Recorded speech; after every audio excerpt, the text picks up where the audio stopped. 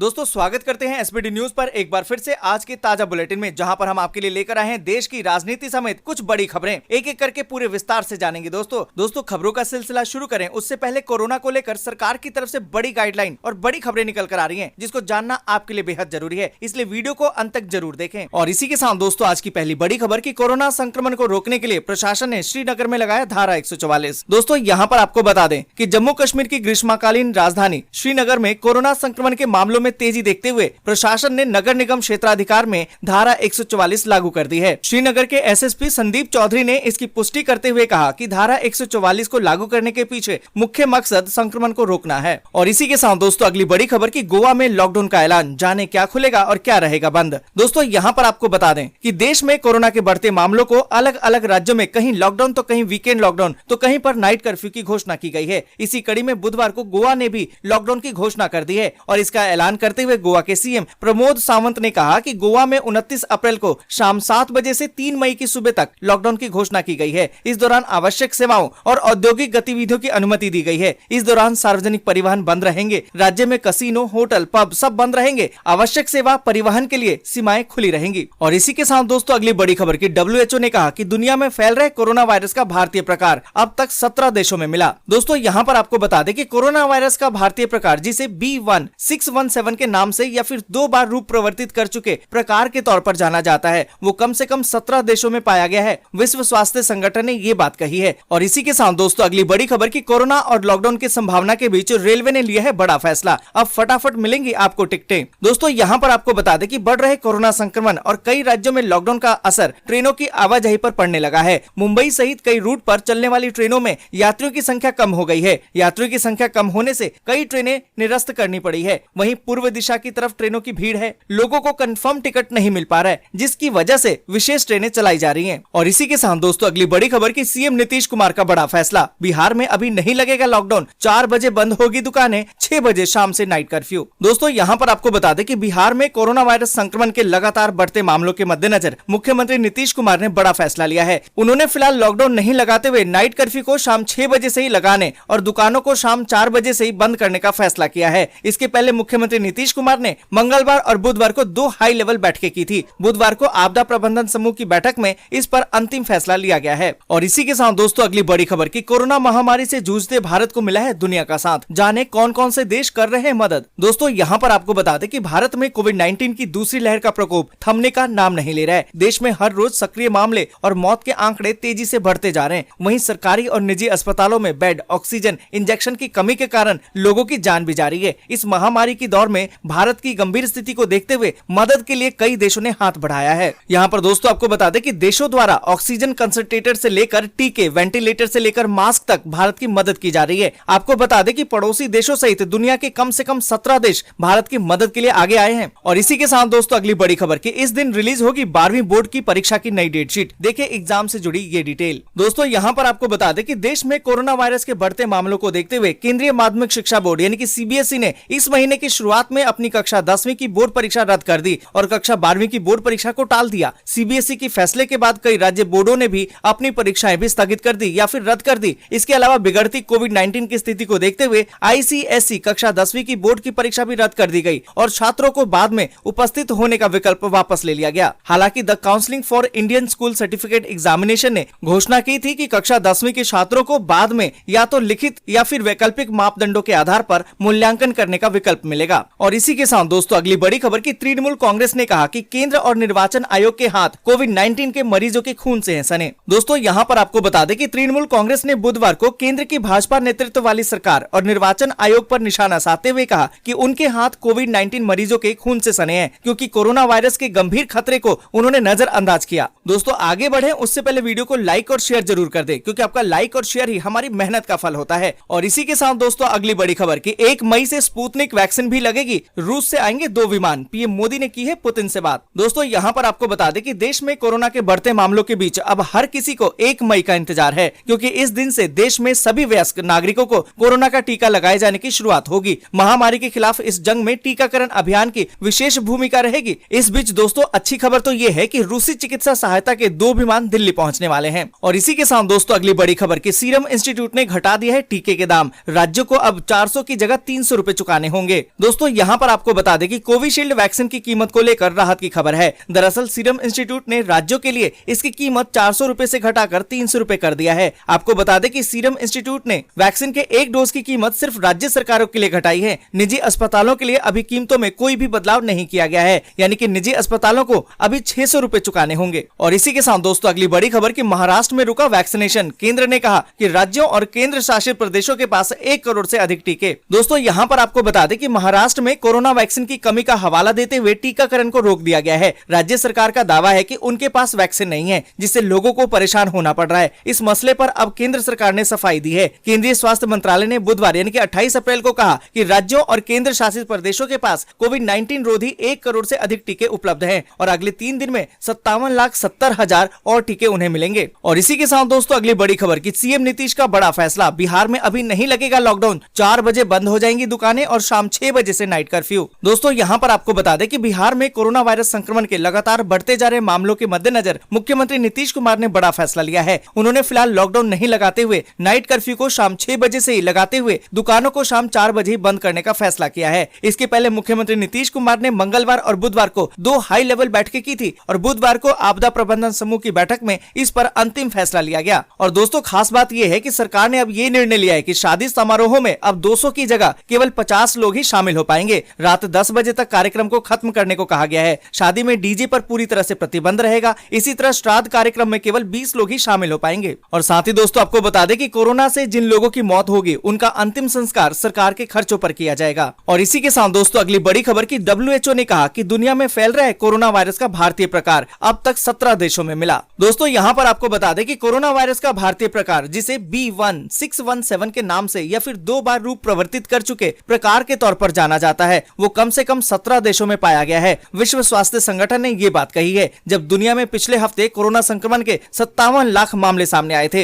इन आंकड़ों ने इससे पहले की सभी लहरों के चरम को पार कर लिया है। और इसी के साथ दोस्तों अगली बड़ी खबर की कोरोना महामारी से जूझते भारत को मिला है दुनिया का साथ, जाने कौन कौन से देश कर रहे हैं मदद। दोस्तों यहाँ पर आपको बता दें कि भारत में कोविड-19 की दूसरी लहर का प्रकोप थमने का नाम नहीं ले रहा है। देश में हर रोज सक्रिय मामले और मौत के आंकड़े तेजी से बढ़ते जा रहे हैं। वहीं सरकारी और निजी अस्पतालों में बेड, ऑक्सीजन, इंजेक्शन की कमी के कारण लोगों की जान भी जा रही है। इस बीच कई दूसरे देशों ने भारत की तरफ मदद का हाथ बढ़ाया है। आपको बता दें कि भारत की मदद के लिए हाथ बढ़ाने वाले देशों में America, Britain, France, Germany, Ireland, Belgium, Romania, Luxembourg, Portugal, Sweden, Australia, Bhutan, Singapore, Saudi Arabia, Hong Kong, Thailand और यूएई शामिल हैं। ये वे देश हैं जो भारत के मुश्किल वक्त में गंभीर स्थिति से निकलने में मदद करने जा रहे हैं। और इसी के साथ दोस्तों अगली बड़ी खबर कि इस दिन रिलीज होगी 12वीं बोर्ड की परीक्षा की नई डेट शीट। देखें एग्जाम से जुड़ी ये डिटेल। दोस्तों यहाँ पर आपको बता दें कि केंद्रीय माध्यमिक शिक्षा बोर्ड ने 10वीं की परीक्षा को रद्द कर दिया है और सीबीएसई बोर्ड के कक्षा 12वीं के छात्रों के लिए आर्ट्स, साइंस और कॉमर्स की संशोधित या फिर नई डेट शीट अब जून में जारी की जाएगी और विषयवार तारीखों को